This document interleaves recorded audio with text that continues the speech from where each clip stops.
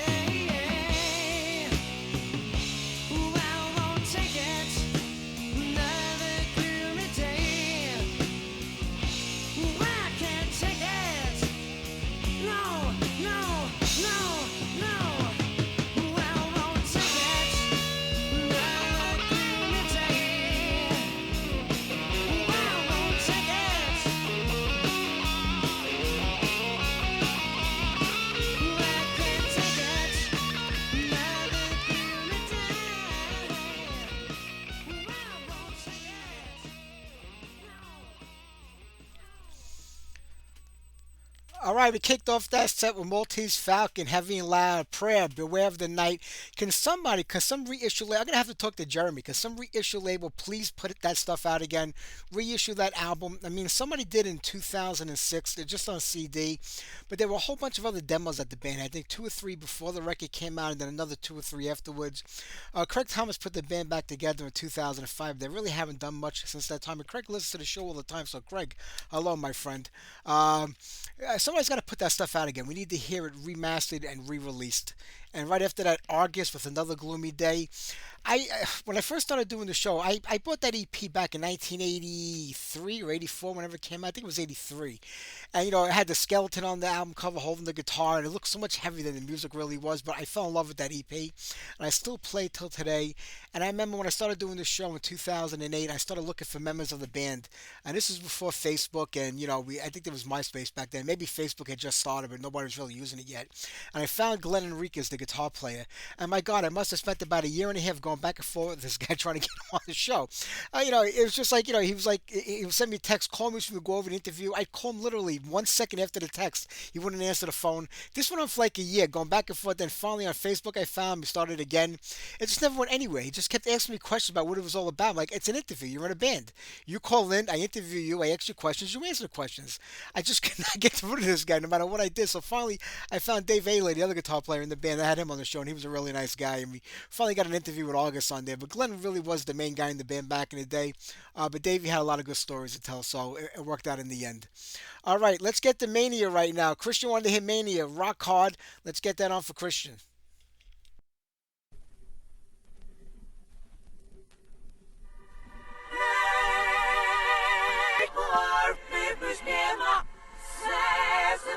Rock hard tonight, tonight, tonight, tonight, tonight, tonight, tonight, tonight, tonight.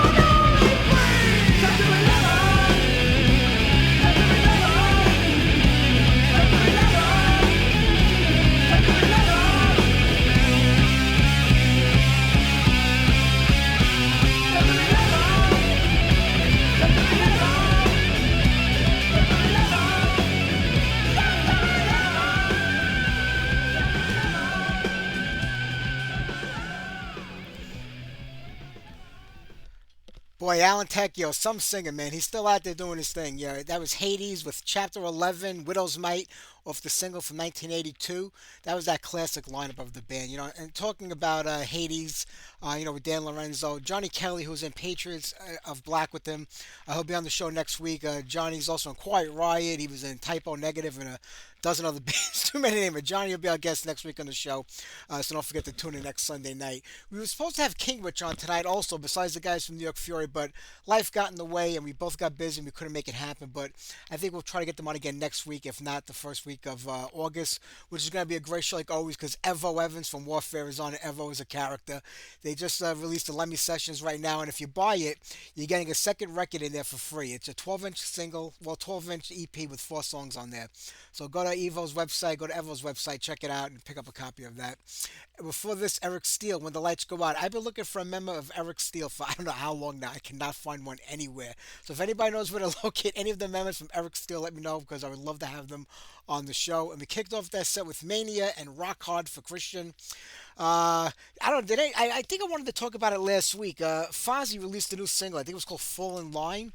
And Chris Jericho is such a nice guy. He really is. And I've met him a few times, and he was always fun to talk to and everything. But my God, as soon as I put the song on, it sounded like it was like the whole song is done in auto tune to begin with, which is ridiculous for a heavy metal band or a hard rock band.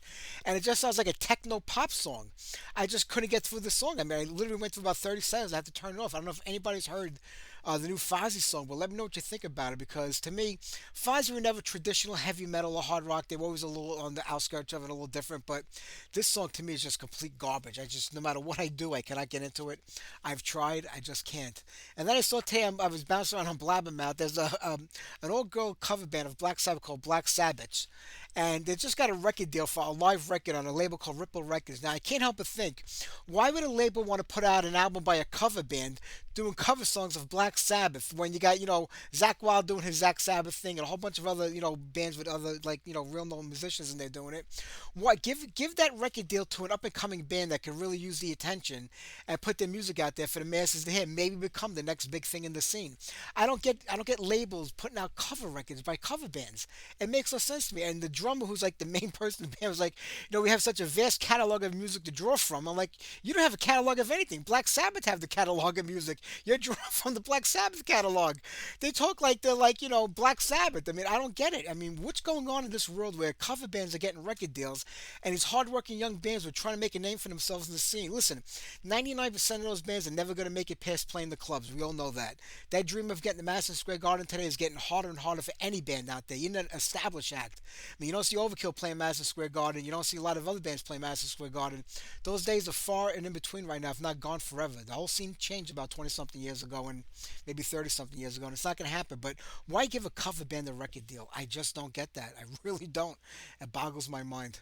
All right, you know what? How about we play something off the new New York Fury record that's going to be coming out real soon. We'll talk to the guys all about it. I think by the time we get done playing this song, they should be calling in. So let's do Reach for the Stars. Thank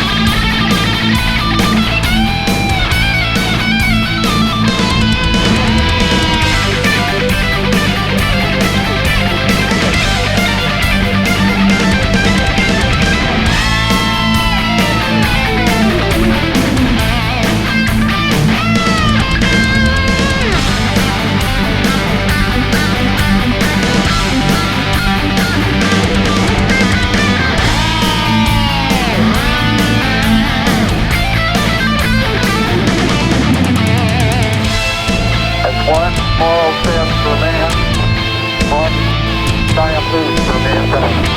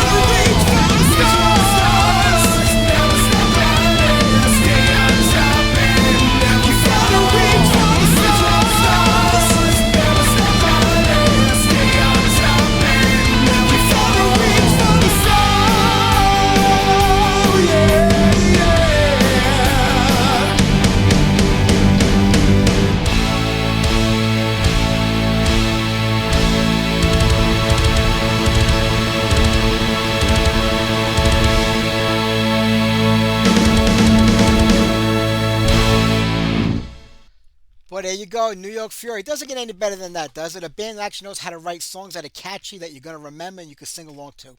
Life is good, isn't it? All right, we're going to wait for the guys to call in. It should be any minute now. We've talked about Black Sabbath before, Black Sabbath before. Sharon is going to release that Black Sabbath Back to the Beginning show in the movie theaters. I don't know when. I didn't catch the date, but it's coming out. It's probably going to be an edited down version of it. It was a full day event. You're probably going to keep the movie to about 2 hours, I guess. So you go see it over there.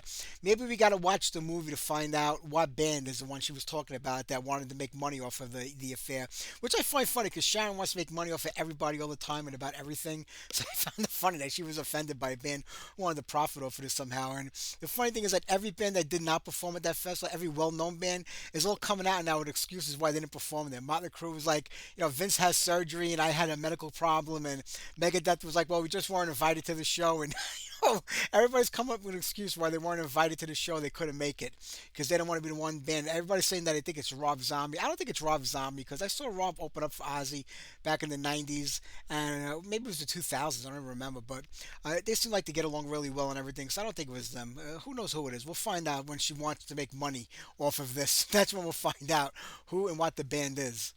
All right, let me see. What do we got here? Another minute or two, the band will call in. We'll find out then. Like I said, next week, Johnny Kelly is on the show. I can't wait. Johnny's been in so many bands and a part of so many different groups that we got so much to talk about, and it should be a good interview. I think that's the band right now, so let's connect them. Gene, Gary, Mike, I don't know who's there, if you're all there, but how's it going? Hey, Mike, it's Gene. How you doing, buddy? I'm doing good, Gene. How are you?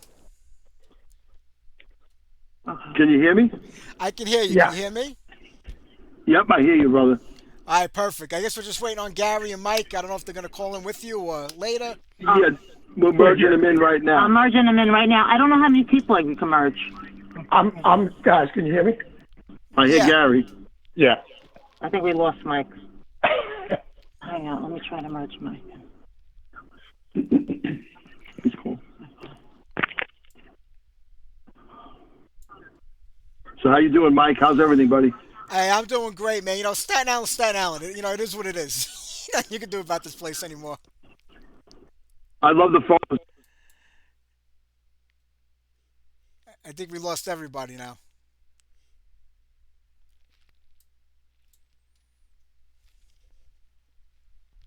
How you doing, Mike? Oh, You good, there, good. Mike? Good. Yeah, you're back. I think we got everybody now, right? Yep. Gary's there. Gary?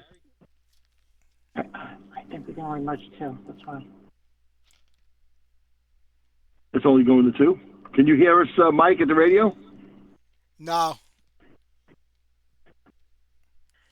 I got you, Gene. I don't know if you let me know. Yeah, I hear you, Mike. I hear Mike, and I hear. Gary was there. Hello.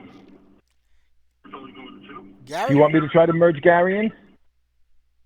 Yeah, Mike, try to merge Gary in your phone. D, Okay, if let's not, give see. Gary the show's phone number. I'll try to connect us on my end. Let me see if I can get Gary. Gary lives so close he could walk here and we could do the show together. Yeah. Ed. So are we on the air, or is the music playing? We're on the air right now. We're just Oh my killing time. goodness! Yep. I don't want to play anything Hey, and knock everybody. everybody off. Okay. Well, anyway, how's everything going? Everything's going great. You know, we just play, Reach for the Stars. I mean, you guys just unbelievable. You just keep creating great music, time and time again. And I'm so happy that we're going to get a new record. Oh yeah, we're excited about getting it out. We put a lot of work into it, and we dove deep into those New York Fury classics for everybody. Hey guys. We're excited. Hey, Hey, Mike, I'm you back. back? I'm trying to get Gary, but he's kind of on hold, so I can't merge him in. I tried. If D can give Gary the phone number to the station, I'll try to connect us here. You know, we're Skyping out of business. I'm using a new service right now, and I haven't done a conference call on it yet, so I didn't even do it. Okay, we'll do that right now. Let me try to get him the number. Yeah, so the new Fozzy song's not that good. It's all auto-tuned, you said, huh? Oh my God! I mean, not like Fozzy was not like Chris Jericho was the greatest singer ever anyway, but at least he tried. I mean, this is all auto-tuned, and it's like I don't know. It's like I don't even call it. It's like some digital pop song or something. It really took me by surprise because it started out with a really good riff, and then it just went all over the place. But not everybody can recreate what they did in the past. Yeah, it's real hard for a lot of the bands, a lot of the older bands. They're not putting out new music or anything good. I'm still waiting to hear some of the older bands put out some good songs, but there's definitely a lull. Yeah, we're gonna be waiting a long time for that, I think. But I shouldn't say that. You got a new record coming out, and it's Yeah, absolutely classic. Yeah, Mike will tell you. The album's phenomenal. It's 16 tracks, and there's not one filler song on the whole album. It tops the first album. It's like 10 times better than the first album. And that's the way I wanted to taste it. I wanted the Empire Strikes Back to be the best second album. After hearing these songs, I know you guys did that. And Mike, I mean, how did it all come about? I mean, getting back with New York Fury, making this happen again. Yeah, I think Mike got cut off too. Let's see. Okay. We're merging them back in. Hang on, I gotta merge him in. This is what happens when we're in 3 different states: Florida, New York, and Jersey. Yep. You know what? Let me see. Hold and accept on my end. Okay. Gary, Mike, who's on the line? It's Gary. Gene, you still there?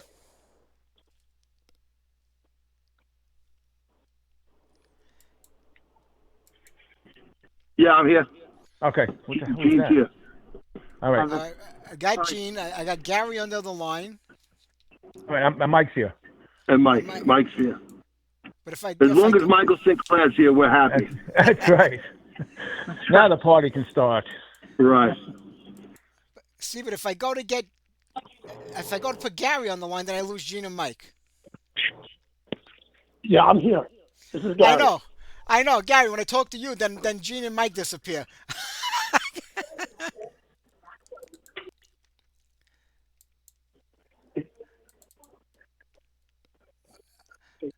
Yeah, I don't know how to merge this. I got to be honest with you. Do you have an iPhone? No, we can't. Gene, are you there? I'm here, brother. Yeah, Gary's on another line altogether. I don't even know how to merge him into this call on my end. I have no clue. Oh, man. I got him before. You want me to get him this time? Yeah, if you can get him, we'll do it that way. Because I can't seem to merge everybody together on one. You have to get him, three and then people. you have to add him and then merge. Yeah, you have to get him and then merge, I think. That's how you do Yeah, it. that's right. So I'm doing that right now. Okay.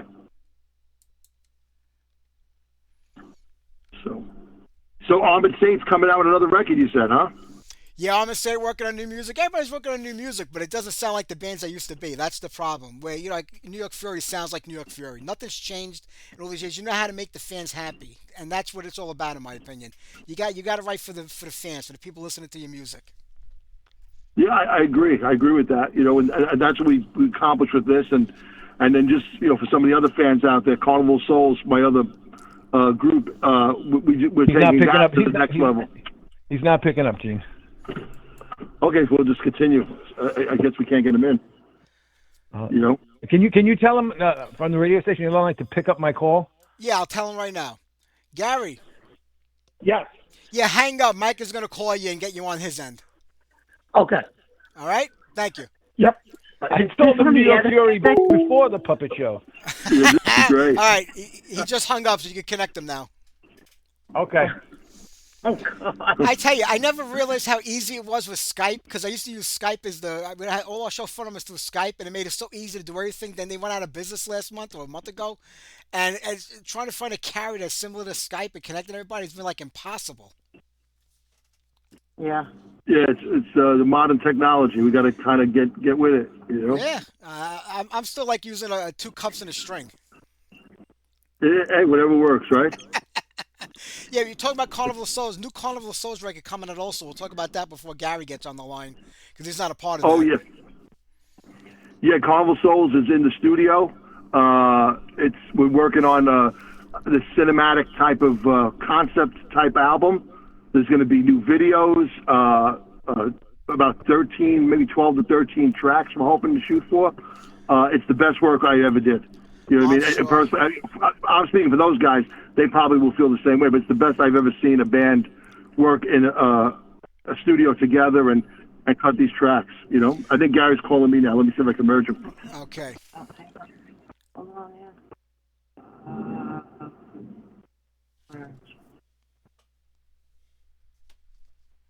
Hold on 1 second.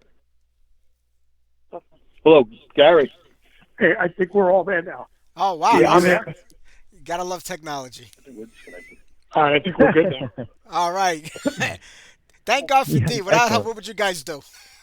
Oh, she does everything, man. I'd be totally lost. She's like a business savvy, artwork, everything, singing in the studio. Yep. She's a technical wizard. She does all the stuff with the drop boxes and all the different studios and stuff. I just write the songs and play, and she does all the rest. That's the hard part. Great. Yeah, well, I'm glad all three of you guys are here now. It took a while, but we're all here. We're all together. We're going to do this right now. I just played Reach for the Stars. I was saying what an amazing song it is. We're going to play more songs later on. I mean, it feels like we're waiting forever for this record to come out, but it's really not that long when you think about it. The other record was only a couple of years back. Yeah, the other one was 2 years ago, and it's still selling. That's the most amazing thing about it. So, we have a website, and we have fans from all over the world that have bought the CD or the vinyl, and we had a contest to give away some guitars. So we got so many people from around the world that joined, we had to give away 2 guitars, and our friend Matt Porter announced it in PA, the winners. So this week we're going to drop the post and stuff about the winners and everything, and and put up some other stuff about the first album as we segue into the new album.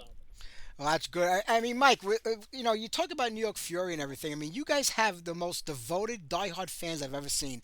They don't just support, but they show up. And that's rare for any band to have that, especially a band that was inactive for so long and came back and made such a big splash. I mean, how does it make you feel that these fans have been there with you guys all these years, if not decades?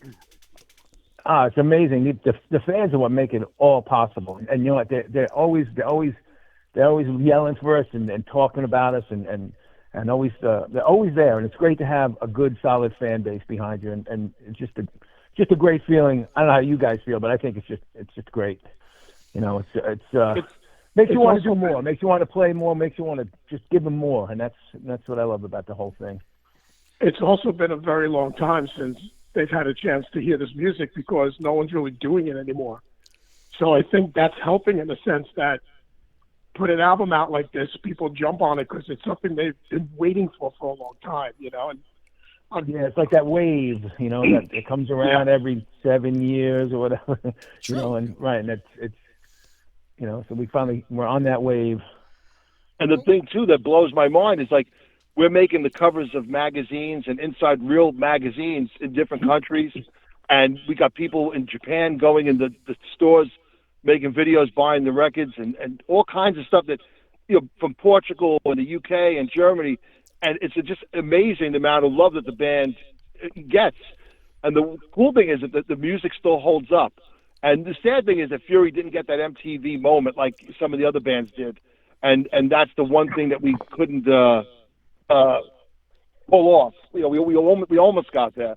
But the cool thing is that we're still selling music now. It's relevant now. And there is a need for people that like the 80s genre to get new music.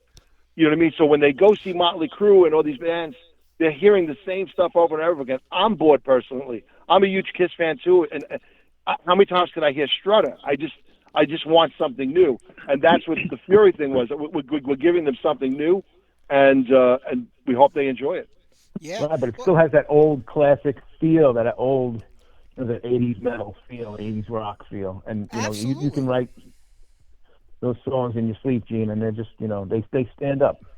Oh, they definitely do. And Gary did a great job. Mike, the whole band did a phenomenal job playing-wise. I think it's some of the best work they ever did. I agree. And what's funny is that people want, it's like comfort food in a way. People want something that's familiar to them. They want to hear New York Fury being New York Fury. It doesn't, just because it's new, it doesn't have to be dated and old and replaying what you did in the past. It's new. It's a new songs, a new band right now.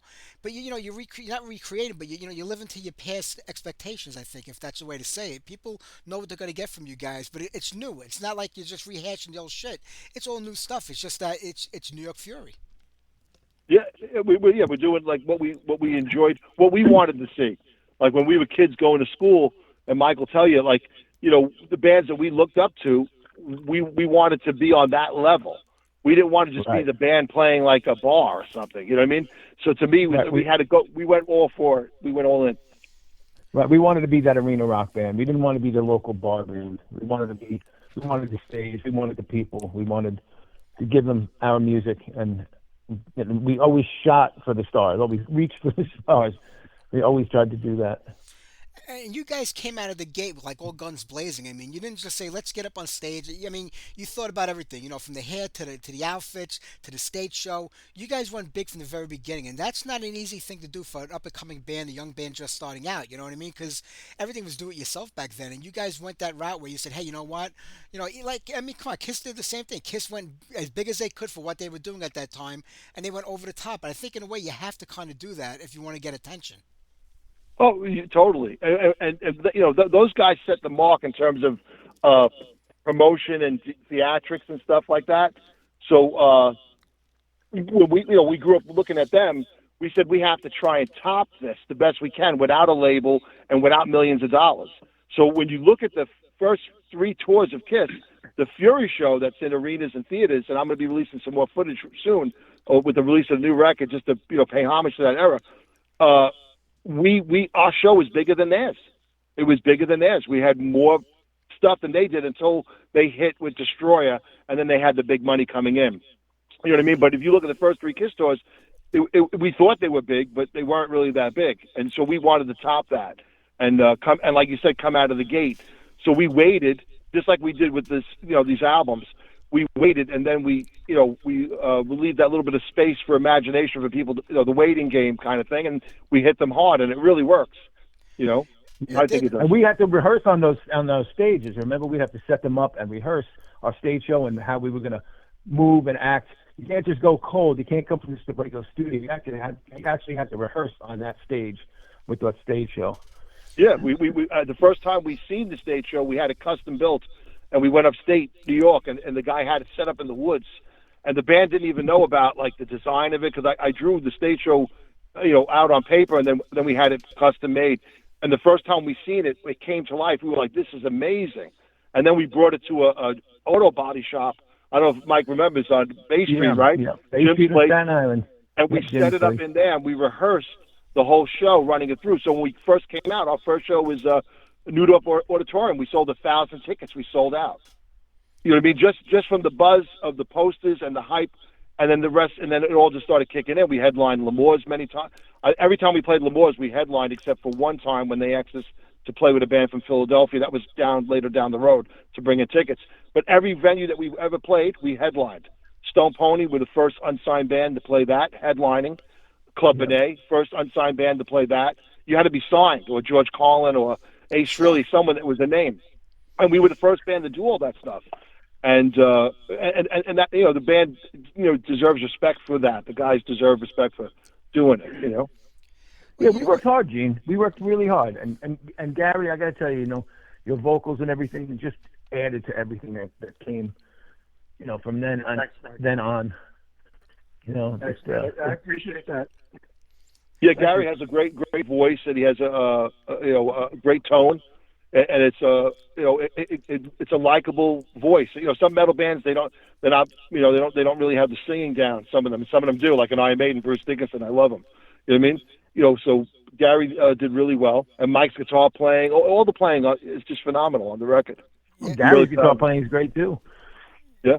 Yeah, well, you try to put a band together, back in those days, try to get 4 or 5 guys that they all have to have the same vision. I mean, because what you guys were doing was going to be so big, and you're going to try to be bigger than anybody else at the time. But how do you find enough guys that have that same vision, willing to put in everything that they have into making that dream happen? Because it's an expensive proposition that early on, because you're funding yourselves and you have these big dreams of what you want to do. But you also got to have the guys that are going to go along for the ride and really throw the weight around that they need to make it work. Well, to be honest, every band I've ever seen, even the big famous ones, have guys that some guys pulled the weight for the other band members, right? You see VH1 all the time, you know what I mean? And with us, we had the same problems. Just like we actually had more problems than the average band because some of the guys didn't pull their weight, and even today they haven't done anything in 35 years. And when there was a demand for the songs to be heard again, and I was approached to release them, I said, you know what? If I'm going to do this, I got to do it 150%, just like I did back then. I can't give this a crappy demo out, and just put it out just for the sake of putting it out. I wanted people to have something that was a top of the line that could compete with the bands that were getting $4 million. Like Def Leppard used to get $4 million to do a record. Yeah, you know what I mean? It's right? like, so if we had $4 million, we'd be taking over the world. I couldn't even imagine having that kind of money. You know what I mean? But I included everyone in on the band to be part of it. And we just tried to, make it the best we could. But some guys, they fall to the wayside, and it's like an army, soldiers. You're in battle, and some guys carry the flag, and right now we're carrying the flag, and I'm going to continue with New York Fury or Carnival Souls or the other 2 projects I'm working on until I say it's over. That's how I'm going to do it for me, Well, with the re-release, well, not the re-release, but the release of all the old songs on the first record, 2 or 3 years back, I mean, was there a time over the years where you tried to get it out, you just felt the time wasn't right, or just maybe the offers weren't right, then you decided, a couple of years back that this was the time to put the music out again? Yeah, well, for me, it was, I put New York Fury to sleep, and I continued with Carnival of Souls. And then there was a resurgence from fans collecting the magazines, the posters, and the demos, and they were even bootlegging us. There's like CDs and vinyl out there already. So I said, you know what? I got to put out a good product. I reached out to Gary, and I said, Gary, let's do this. One of the other band members, 2 of them didn't want Gary on the record because he was the second singer. But I said, you know what? Gary's on the demos with us as well. So we put it out, and look, people loved it. I was right. Yeah. Absolutely. Gary's, to me, is definitely the voice of New York Fury and Screaming Broccoli, for that matter. Yeah, that was a long run. I saw you guys a couple of years back on the Boulevard at that Mexican restaurant. You played over there. I thought it was pretty cool. My wife and I were sitting eating dinner. I was like, oh my God, I had Gary on the show about a year ago. Oh, okay. Yeah, I'm no longer with Broccoli, but that was definitely a great run. I met a lot of good people doing that and had a lot of opportunities to play with, pro people that I wouldn't have been able to, if I wasn't in that band, But yeah, that was a great time, and I do remember that show. Well, Mike, when we talk about this new record coming out right now and the new music that's on there, how much of these songs are recorded or worked on back in the early days, and how many of them, if any, are relatively newer? It's a balance. A lot of them are relatively new, and what we're trying to do is recapture what Fury did in the original albums. In the original tapes, the original demos, and the original show. We're trying to get that rock and roll sound. You know right away when a song is good and when a song is bad. You don't give it more than 20 or 30 seconds. And I think all of these songs I'm listening to all the way through, and I'm trying to do my best. Gene always pumps me up and says, "Mike, I need you to do an Eddie Van Halen solo on this, or do your best to try to do a great harmony solo on this, whatever you want to do." And he gives you a lot of insight, and then you go for it. And then that's basically how I approach it. He gives me a little insight, and I just go play, and that's how it is. And I think the songs reflect there's still a raw sound, but it's I can't explain it, like a raw, polished, great sound. It's just a good sound, and I really enjoy playing on these songs. We took some of the old classics too from the concerts that we played. So Mike remembered like Someone to Hold On To was popular, Reach for the Stars was popular. So we put those classics on there, and then we took some of the stuff that we never got a chance to record fully. They were just demos. So we said, let's make these come to life. You know what I mean? And we accomplished it. You know what I mean? We did it between 3-4 states, between us all, and we put it together. And it's people that heard the first few clips seem to really like it. You know what I mean? So we're happy. They sound great, and I don't want to say recreate, but trying to keep that New York Fury sound. I mean, because you also got Carnival Souls going, and both bands are two completely different beasts, two different animals altogether. So, and you're working on both of them pretty much at the same time. So, does any one bleed into the other, Gene, as you're trying to work on a New York Fury song? Or you know how to separate them completely at this point in time? That's a good question because people ask me that all the time. When New York Fury came out, people didn't know that the bass player in Carnival Souls was in New York Fury. When we had almost a big deal with Atlantic Records, and when I was up there, we had Stet Howland from Wasp and stuff, and we had this big deal going down, and we had Frankie LaRocca working with us. They had no idea that I was the guy from the 80s. They thought I was some young guy in a new band. They had no idea the age or anything. You know what I mean? So I separated New York Fury, and I just put it to rest. But then I seen how many people around the world, from Mexico and all parts of South America, France, that still like Fury, and I said, you know what? Let's just do it, and it seems to be well received, and we're going to give the fans exactly what they want. It's a time capsule. It's like a hot tub time machine type of vibe. We're taking them back, and I guarantee I'll eat the CD. If you buy the CD and you don't like it, I'll eat it because it's probably one of the best CDs from the '80s genre I've ever heard. Now you have a lot of bands that were big in the '80s, but what did they have? 2 songs on MTV, and the rest of the album is kind of fluff. This album has no fluff at all. I never got that with bands and music when they said, we had 14 songs put on the record. We put on 11 because the other 2 were fillers. I mean, if you're a musician and you're writing songs, why would you write a filler song? Why would you write a song that you think is not good enough to be in the record with the other songs? I mean, even to consider or talk about it. I mean, aren't you writing the best songs you could write to put on your album at any given time? Well, there's a lot of... what I think also goes wrong. Like, you take a band like White Lion, right? They come out with a style, it blows up, and then they feel they got to change. They feel hey, let's do something different. Why? Like, yes, you could do different things, but keep your edge. And I think that's career suicide sometimes when a band feels they have to change what they're doing. I mean, you put out a product, becomes number one, it blows up like their first album, and then they changed a little bit. They admitted it, and you see what happened, right? They just, band broke up. They fell by the wayside and fell off, One thing that I could say is these albums are fun to listen to.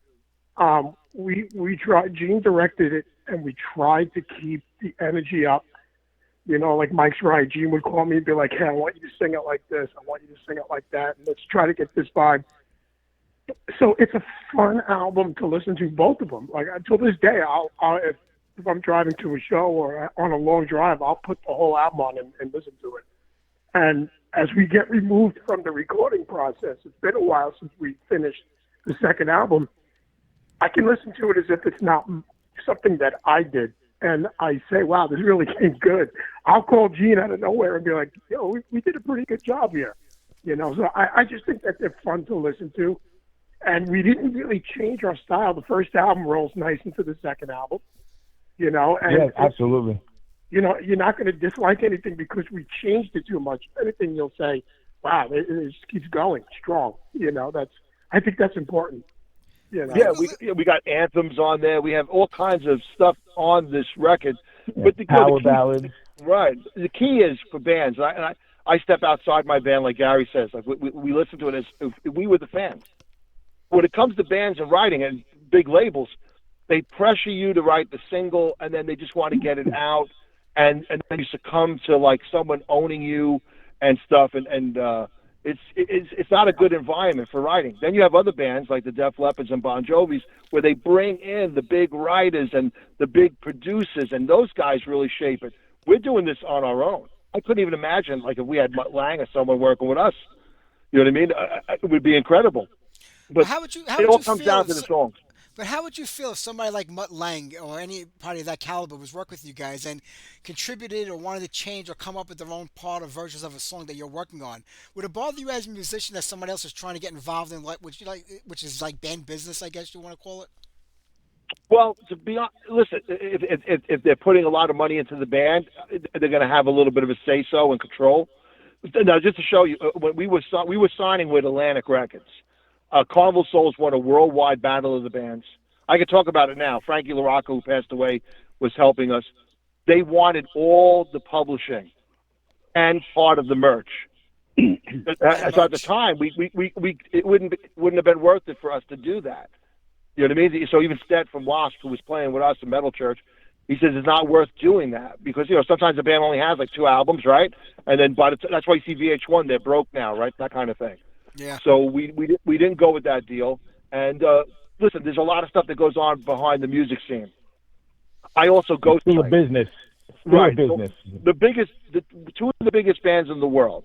I'm not going to say their names, but I wrote songs for them, right? And the big managements came in and they wanted the songs for these 2 super groups. And it's not the Fury songs, it's not the Carnival Soul songs, totally different thing. But they wanted my songs, and we were working out. There's so much stuff that goes on behind the scenes. People have no idea. The money, the jealousies in between big band members, famous groups, and then also they wanted me to say I didn't write the songs. They wanted to pay me and say we wrote them. Yeah, of course. You understand? So there's all kinds of stuff that goes on behind the scenes. You know what I mean? So Do you just sell the song out? If you do something like that, do you just sell the song outright, or do you still keep the publisher rights if they say that they wrote it? Like you're kind of off the thing, where you don't get the credit for it. You transfer. yeah, you transfer the publishing over to them. If you Wow. wanted to work that, if you wanted to work that deal, I didn't really want to work that deal. You know what I mean? Because the band makes millions and millions of dollars, and this would be like pennies compared to what they would make on it. But the great news is, for me as a writer, they said it was. We had a conference call with our lawyer at the time and them in California, and they said it was the best songs they heard and most refreshing stuff they heard in decades. And they wanted 4 of my songs for their big comeback album. It didn't work out fully, but the thing is, that's the kind of stuff that goes on behind the scenes. And then there's like infighting, and then members that don't like each other. You know what I mean? So there's so much more to the music industry. You know what I mean? That goes on that people don't realize. But with New York Fury, we played and recorded and mixed from the heart, and we had no outside influences on us. Even with the first record, we called all the shots for the first record. The label had no input at all. They just distributed it. That's basically it. We did everything. You know what I mean? And we still continue to do everything. And that's what's going to happen with this record. It's going to take a life of its own, and we're going to be standing behind it. As far as Carnival Souls, that's, like you said, a totally different beast. So that is a totally different thing that's coming. But when it comes, when people hear this Carnival Souls record, it's going to be a big album, a big crossover album. There's some people that are involved in it now. It's getting a little bit bigger than we thought it was going to be. But I can't wait for people to hear the tracks. The new singer Sal is phenomenal. Dee's vocals are great on there. My wife Dee is the other singer. She always has been since it began. And the new lineup, all the players are great. Mike actually played in Carnival Souls with us as well. That's so right. he actually did that. He did phenomenal. So he knows the direction where that stuff goes. It's a different animal than New York Fury. New York Fury is like Van Halen, Iron Maiden, and having a good time. And Carnival Souls is kind of like the dark side of me. You know what I mean? Like, so I'm excited for both. I can't wait. But with the New York Fury record, the new one coming out, is there a title for the record yet? Are you guys going to release it on your own? When are we looking at it for a release date? Yeah, it's Reach for the Stars, and it's going to drop pretty much any day. We're keeping. We had we redid the first album cover was a tentative thing that Dee designed, but it got so played out by all the fans. I said, you know what, Dee, I want something new and exciting. So we shot a back cover, and we got a new cover, and you're gonna like it. Great inside booklet and stuff, and there's a bundle package. So we have all these different things coming in, like the bundle stuff and all the collectibles and merchandise. So we're trying to time it all at once, plus video footage and other stuff. That's going to be fantastic. Like I was saying earlier in the show, you guys have such diehard fans that always come out for you guys, support you guys, with everything you do. They sent me a whole bunch of questions, so I'm going to get to a few of them right now if you guys want to answer some of your fans' questions. Sure, great. All right, this is from Heidi to Gene and Mike. I remember seeing you guys in concert and being amazed at the show and the way you guys performed. I thought your band was better than the bands that were on MTV. That's pretty damn good. Do you feel if you guys had the chance of being on MTV, would you have become a household name? Yeah, you could answer. I think we, if we would have had the opportunity, yeah, I think that I think we got a little short end of the stick, but I think these songs and our performances would have definitely held up with the big boys, and that's my opinion. I felt it in my heart then, I feel it in my heart now. The songs and the performances were top notch. People forget today how big MTV was, how important MTV was to a band in the '80s.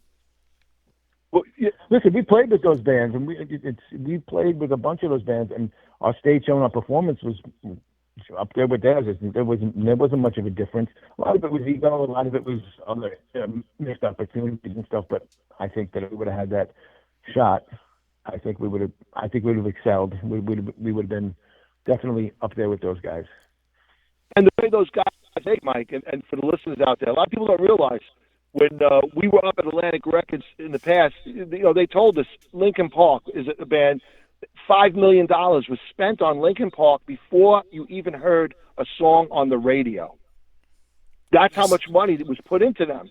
Yeah. So it takes millions of dollars to break a band. So what Fury did when we were, headlining and playing things like the Intrepid 7 years before Kiss, Kiss got that idea from me because I was hanging out with Eric Carr. And Eric and Gene asked me one day when I was at their rehearsals, hey, what have you been doing? I go, we just played the Intrepid to all the, servicemen. It was phenomenal. It was just amazing. And then they copied that when they did the reunion tour, and then Twisted Sister copied that when they did their reunion tour, and then Cher did a video to say, just like what we did. So we were ahead of the game on that. And as far as the songs go, Reach for the Stars, Eric Carr was going to produce us. He wanted to produce us, and I remember playing him Reach for the Stars on a cassette, and he goes, "This song is killer." And that was back then. You know what I mean? So, and now you're hearing it, and you're a radio guy, and you listen to everything, and you're honest. You didn't like Fozzy, and you didn't like the Armored Saint, and you're an honest listener. So, and you said it. You heard Reach for Stars, and you love it. And that's what we're looking for people to enjoy it and like it. Oh, absolutely. You guys did an amazing. I can't wait to hear the rest of this record. I know any day now I will, so I'm looking forward to that. But, Mike, I got a question for you from Dan.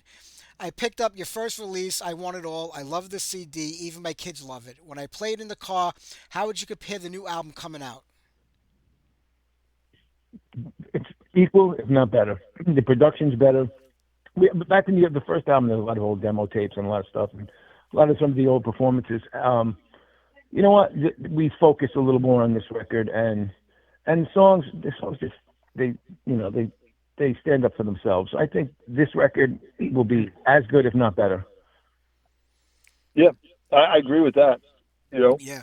Well, you always want to improve on what you did in the past, and your last one was so great. How can you improve on that?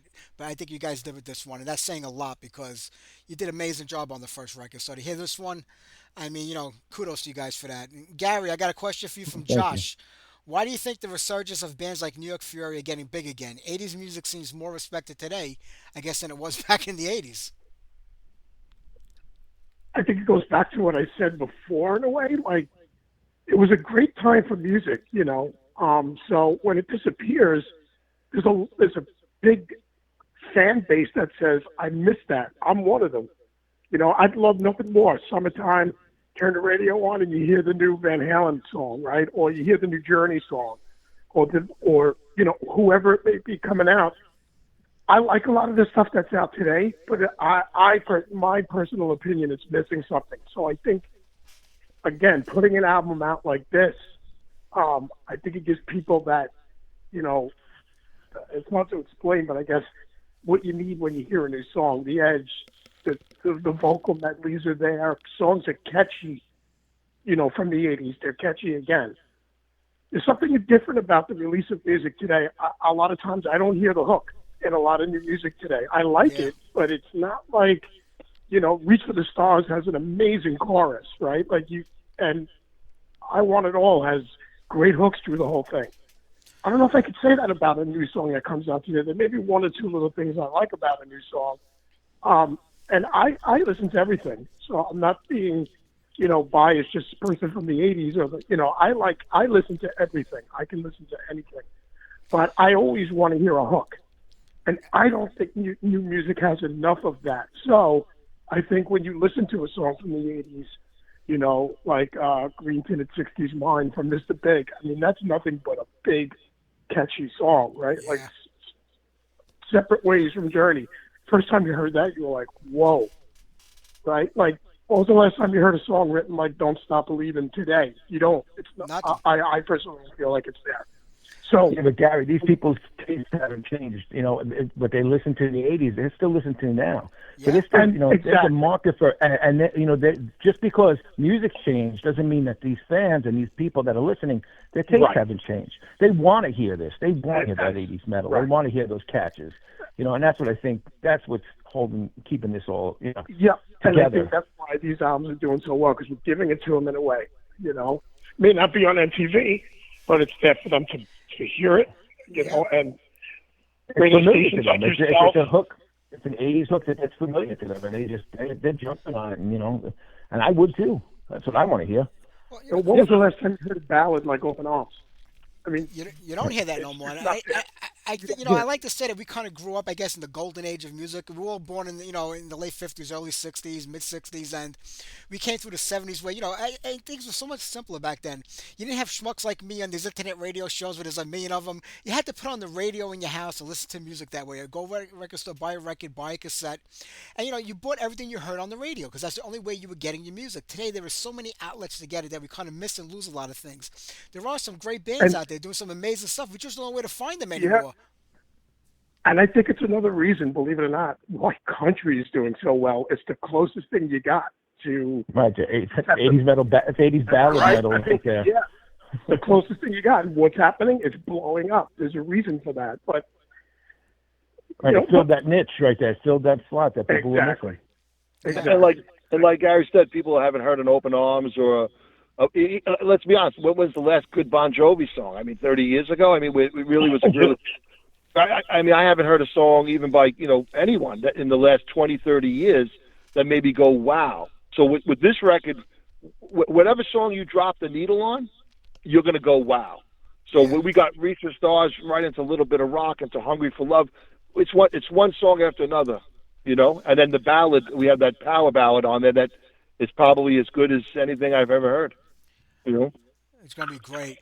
I don't know, like I think it was like maybe 20-something years ago. There were the music, like Gene was saying earlier. It's like that 7-8 year cycle. Things change every so many years, and a new style of music comes in, and everybody tries to adapt to it. If you go back to even to the 80s, I mean, you know, in the late 80s when hair metal started really rising, becoming big, every band was trying to do it. Judas Priest put on glam outfits and tried to fit in.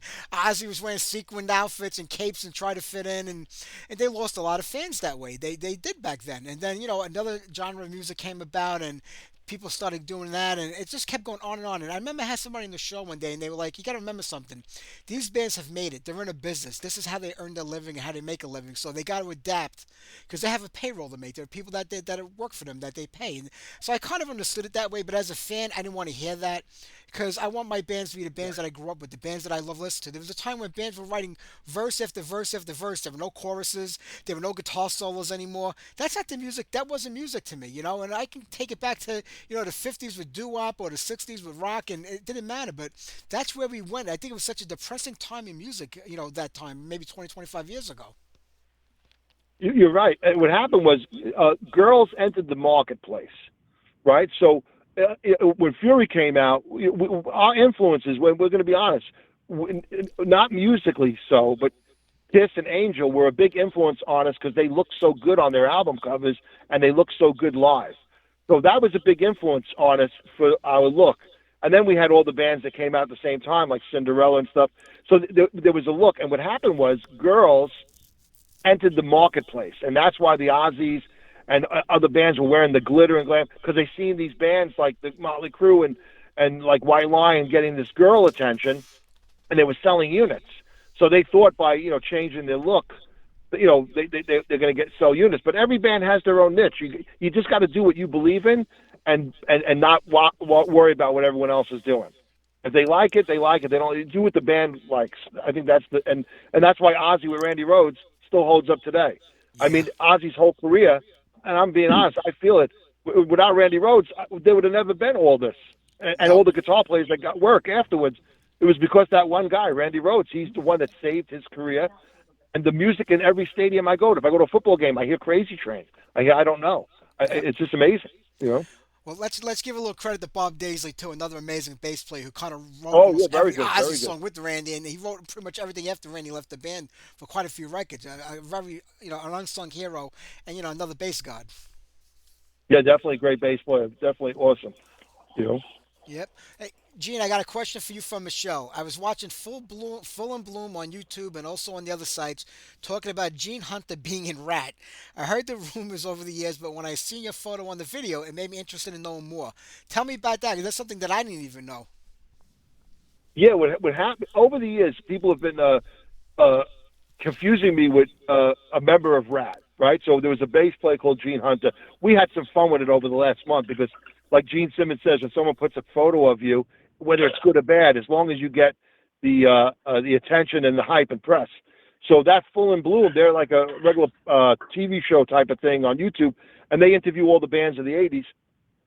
And yes, I was in California at that time, and someone just sent me a picture of Stephen Pearcy wearing the same jacket as me, white leather jacket, and he was wearing his hair like me around that same time period. So on the internet, everyone's saying that I'm the Gene Hunter. So we just said, hey, whatever they want to believe, they can believe at this point. And they used my photo, and when you look up Gene Hunter, I guess on Google, that's what comes up. He was a bass player, and Bobby Blotzer didn't get along with him. You know what I mean? So, but they used me as the photo. But over the years, I've been stopped all over, even when I was in California. Hey, you're Gene Hunter, didn't you play with Rat and Jakey Lee? And I said, no. But it took a life of its own, so we just started laughing at it,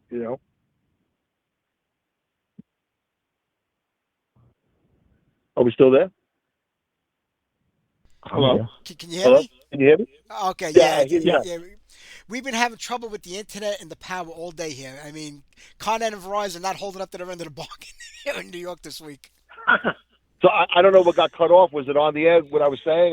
You were on the air. Yeah, no, it was me on my end. Yeah, you came through. Okay, yeah. So the Rat thing. I mean, one of the things got 160,000 views. So my phone was like blowing up, and everyone was like messaging me, and I just said, you know what? Whatever they want to believe, whatever Bobby Blotzer wants to say, go ahead, let it go. But if I did play with Rat, I think they'd like my bass playing. I think I could handle one. I'm pretty sure you could. Talking about New York Folk, the new record coming out, are there any chance that we're going to get a live show somewhere down the road? Is there something in the works so that could happen? I'd like to do some kind of live show. I'd like to do something, with Fury. Obviously, we have to bring in like other players because the other older guys, they don't play anymore, and they don't really have like Mike still plays. Gary obviously still plays, so they have the chops. So we'd have to bring in some extra new members if we did do it. You know what I mean? So especially a really good drummer. You know what I mean? So we'd have to bring that in. You know what I mean? So I'm trying to put something together, an offshoot. Carnival Souls will be doing stuff because that unit is its own unit, and Fury is like a niche thing. But I'd like to do something. If Mike and Gary want to do a couple of shows, I'd gladly do it. You know what I mean? We could definitely, put something. I have together. no problem with that. Yeah. It'll do well because I mean I've been approached before. People wanted us to play the Brook Theater again, and someone approached me about doing a show with. At the time, they wanted to get White Lion back together, and I said, "Well, if that's the case, we'll play Count Basie and sell out like 4 or 5 nights."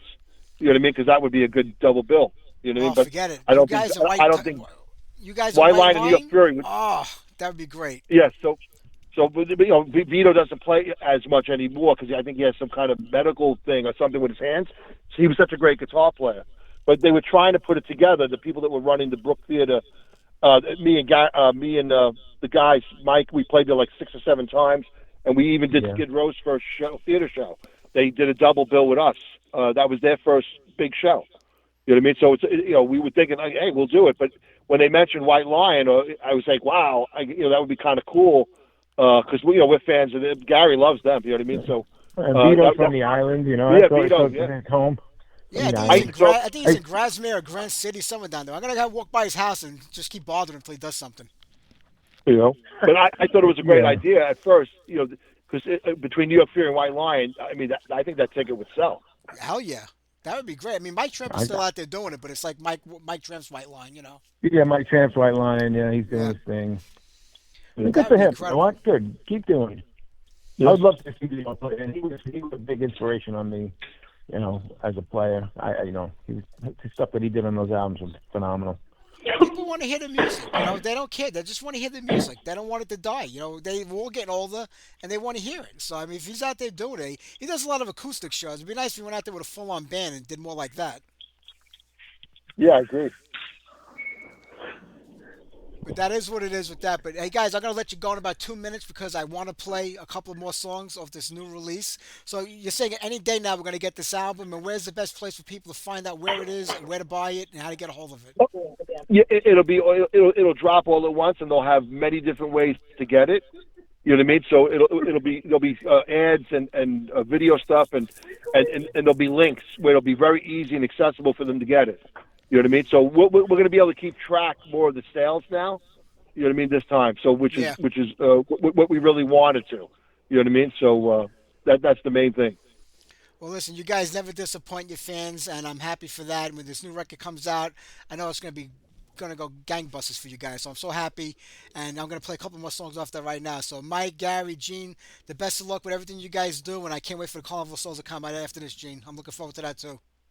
Oh yeah, we'll come up. We'll have the band.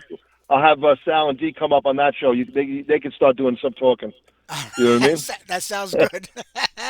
Take care, Mike. guys. You're the best, man. Thank you, brother. Take care, buddy. I'll talk to you guys soon. Take care. Bye-bye. Bye-bye. All right, let's get on some more New York Fury for everybody. How about Hungry for Love first?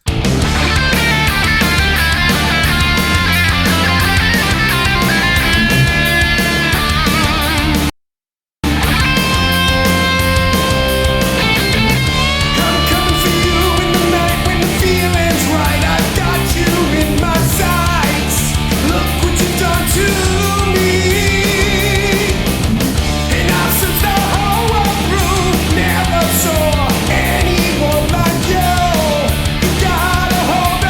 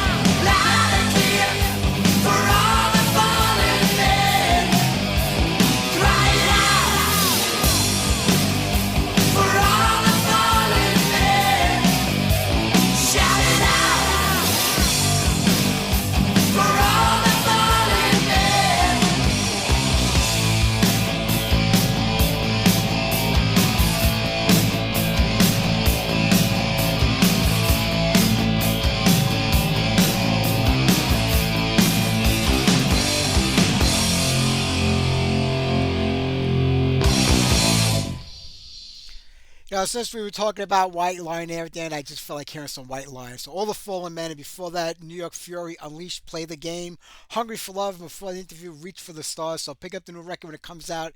Keep your eye out on Gene's Facebook page or on Dee's Facebook page or anybody from the band's Facebook page. You know when exactly it's going to be out there and released. I loved White Line back in the day. Vito Bratta was in a band called Dreamer before White Line. I want to say, I think it was Lenny Rizzo from Explorer was the actual singer in Dreamer, if I can remember. It's hard to go that far back sometimes. I'm pretty sure Lenny was the singer in Dreamer. So when I heard about, he was from a band called White Line, I think I saw them live for the first time in '83. And man, when they came out on stage at Lemoore, they just blew me away. They were the White Line that you got on that first record was a different sound than White Line than the live band. They were so fast live. I mean, I'm not talking about being a speed metal band or a thrash metal band, but they were so much heavier and fast live than they were like on that record. The record kind of toned everything down to the band. I guess they were going for that commercial appeal, but they were just such a great live act back in the day. I think I saw them every time they played at Lemoore. I don't think I ever missed a show. Same thing with Cities. They were just two great bands from the area. Staten Island have both of them to be exact. So there you go. All right, we're gonna wrap it up here in about 15 more minutes. Don't forget next Sunday night, Johnny Kelly from Quiet Riot and so many other bands. But Patriarch in Black is a band that we're going to be talking a lot about because that's his record with Alan Tecchio from Hades. We had I'm sorry, not Alan Tecchio, Dan Lorenzo from Hades. They got this band Patriarchs in Black, so we're going to be talking about that next weekend. We'll squeeze in a little bit of everything else also, so don't worry about it. All right, how about we do some MC Blade right now? Step into the light. Then we'll do one more tune and we're going to call it a day.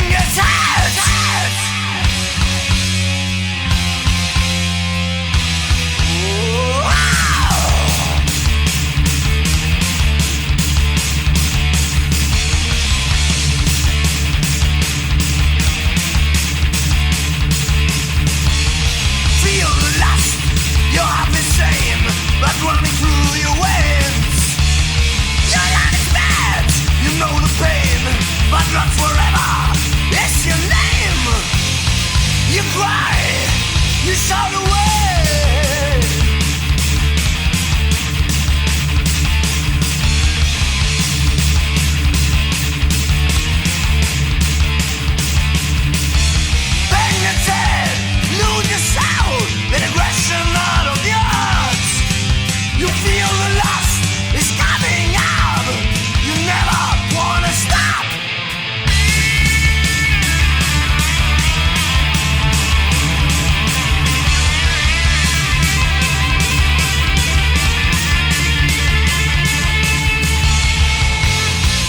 You cry, you shout away.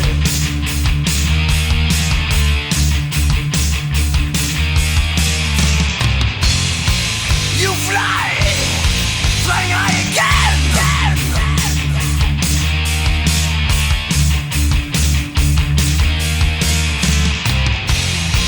You hear the saints go.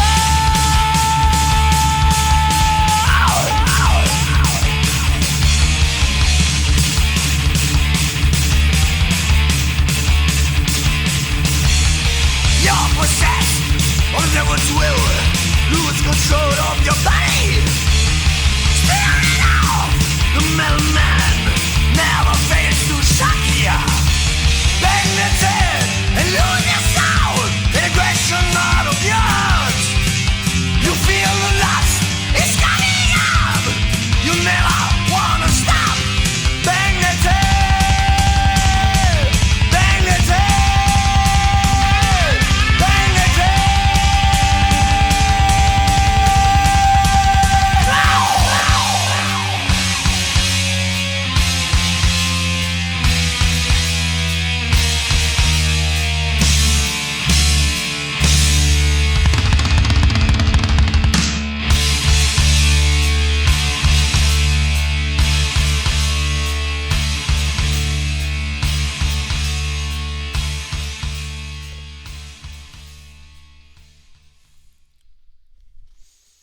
All right, there you go. Warren, bang that head. I want to thank Gary, Mike, and Gene for being on tonight's show. I'm sorry it took a little while to get everybody connected.